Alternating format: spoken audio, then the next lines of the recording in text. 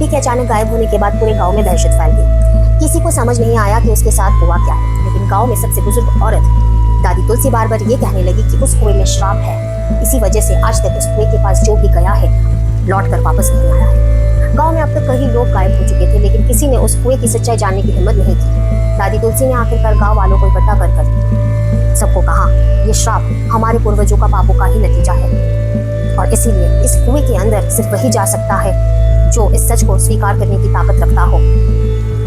गांव के एक युवा पुजारी रमेश ने आगे बढ़कर कहा, मैं वहां जाऊंगा, माँ दुर्गा का नाम लेकर मैं उस श्राप को खत्म करने की कोशिश करूंगा। उस रात रमेश कुएं के पास जाता है। वो गुड्डी को बचाने के इरादे से कुएं में उतरने लगता है।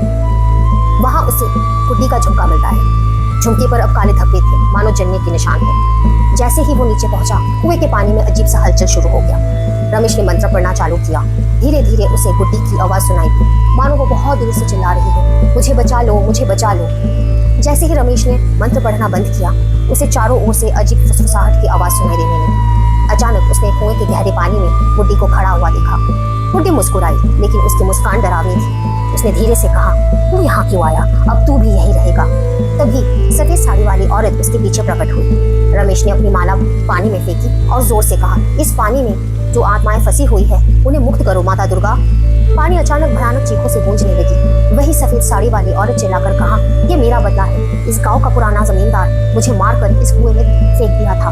मैं तब तक चैन नहीं लूंगी जब तक हर कोई मेरी पीड़ा समझ ना ले। रमेश ने हिम्मत जुटाई और कहा, जो हुआ वो पाप था, लेकिन निर्दोषों को सजा मत दो, मैं तुम्हें मुक्ति दिलाऊंगा।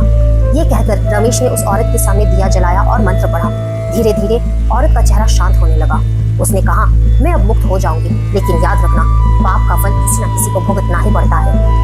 औरत गायब हो गई। कुएं का पानी भी शांत हो जाता है। रमेश गुड्डी को कुएं के अंदर से सुरक्षित बाहर निकल लाता है। गांव में एक नई सुबह हुई और उस कुएं की हमेशा के लिए बंद कर दिया गया।